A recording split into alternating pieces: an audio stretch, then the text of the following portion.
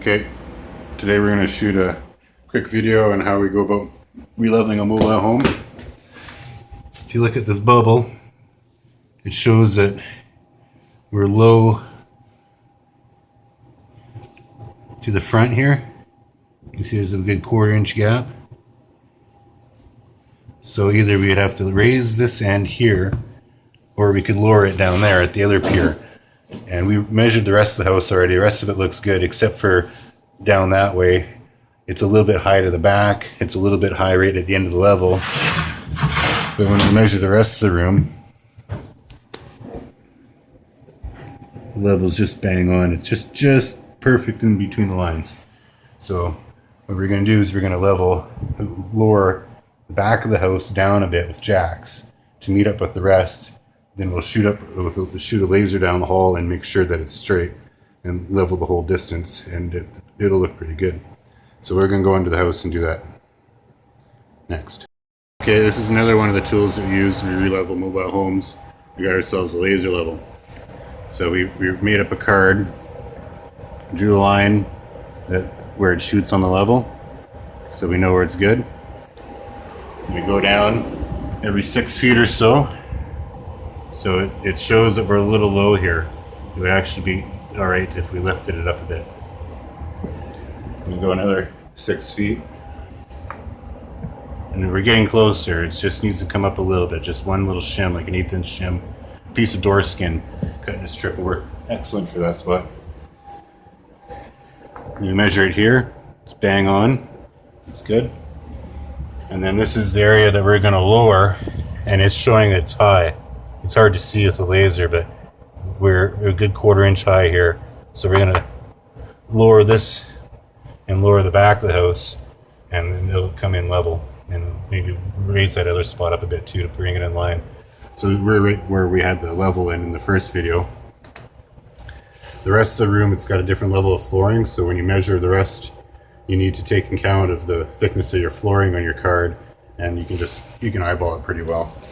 So now we'll go pop under the house. So here we got set up with the jack, and we're going to lift the frame of this mobile home. A 20-ton jack, put a piece of steel between the jack and the frame so we don't distort the frame. And we're going to lift it up just enough so that we can take a little bit of material out of this pier here, and that'll take down the high spot.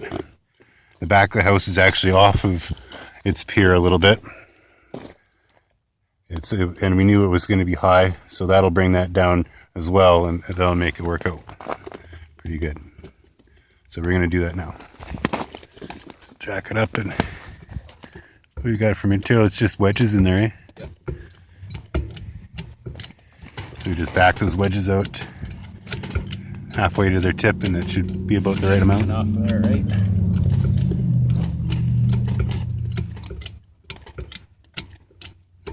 You can see the house lifting.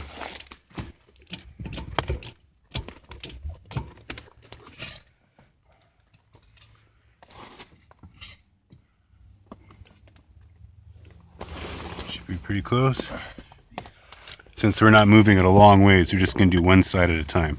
If we had to go multiple inches, we would be lifting both sides evenly together. But since this is just an adjustment and not a major relevel, we will be able to do just fine with what we have.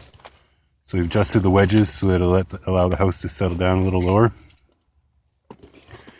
And then when he feels ready, we'll turn the jack and it'll come down, and we'll go to the other side. Do it again. That one's a little... Try the other side. Okay, well, this side didn't come down very much, so we're going to leave it as it is, do the other side, and then if we get that one nice, we'll just tap the wedges in tight so that everything's held good after we measure the floor on the inside. Okay, we're now on the other side, and we're trying to get the lift up with a different jack here. So you'll watch your cribbing underneath the jack push into the ground for a little bit. Once it finds its spot, packs the ground down a bit. We don't have the easiest ground to work with, so we're just going with what we got. So the house is lifting.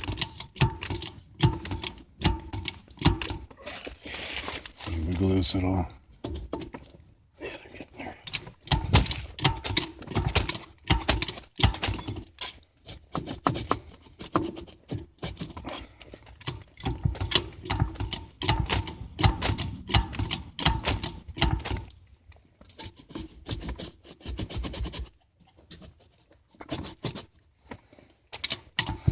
When you're lifting mobile homes, you always want to have lots of safeties around. We got a pier every 7 feet on this house, so we got lots of safeties. But if you didn't have the piers, say you're just setting up for the first time, you want to get some good crates of wooden,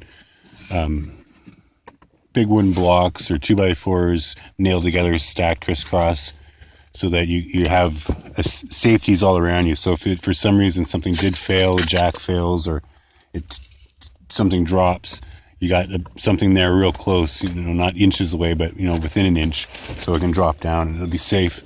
I'm gonna do the same thing here a little bit. We're gonna, because this side, both of them needs to be adjusted, we're gonna back this one off a little bit too. Oh, there's still weight on the back ones. This side had to come down. There's the other side that was up.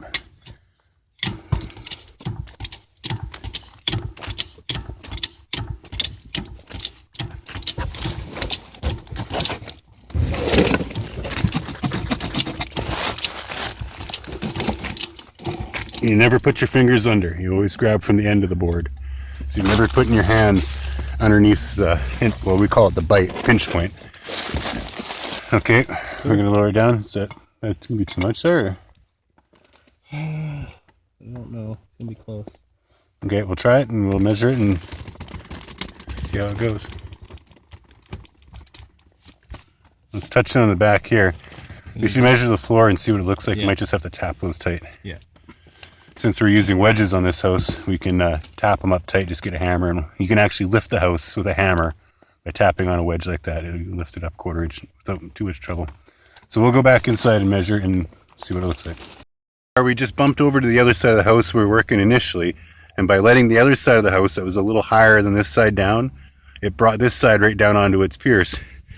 All the wood's tight. It might not be incredibly tight. Oh, drop my drink.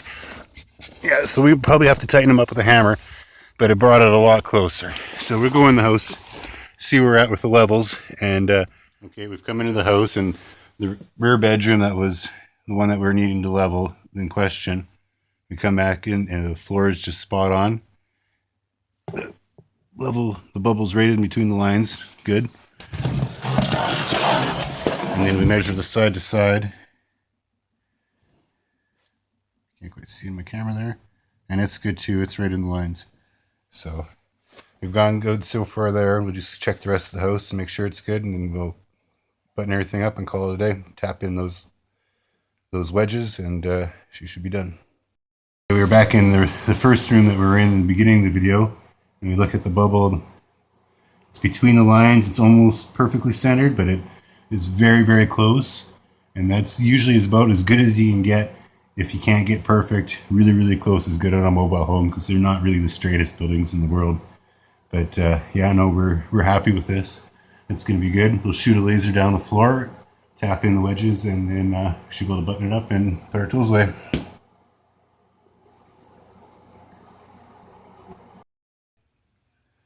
Okay, we've come back into the house to measure with the laser along the length of the building.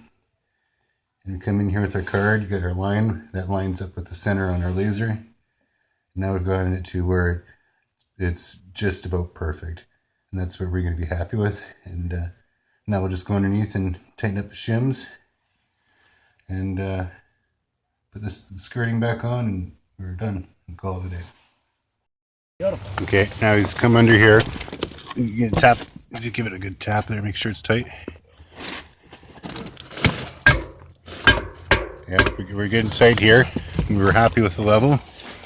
Check the other side.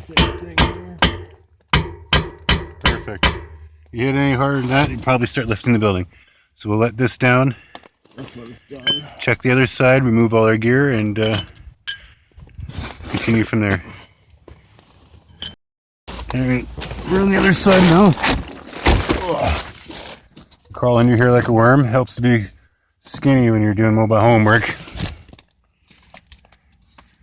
So homeowners getting his wedges set up. We actually used to do this as employment together half a dozen years ago, so we're not just pretending that we know what we're doing here. This is actually how things would normally be done. Wedges aren't the typical way to do it. You often use shims, but wedges work good too. So we need to check this. This one there. Yeah, we need this one to be just a touch loose.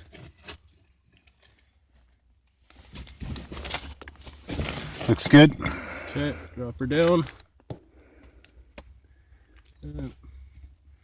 It came down the last little bit.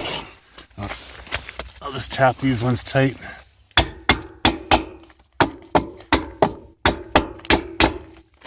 It only settled a little bit, but all we needed was a little bit on this side.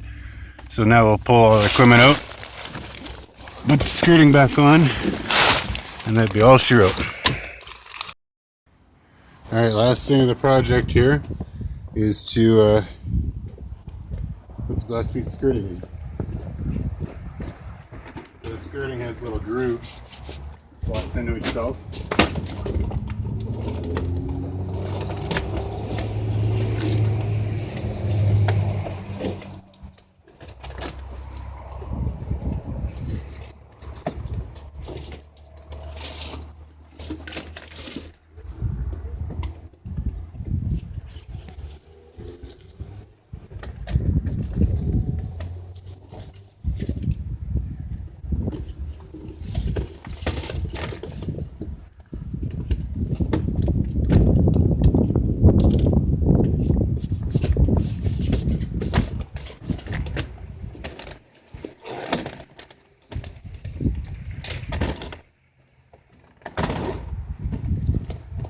Back in nice and straight, like we weren't even there. And now we're done. Hope you enjoyed the show. We'll find something else to do.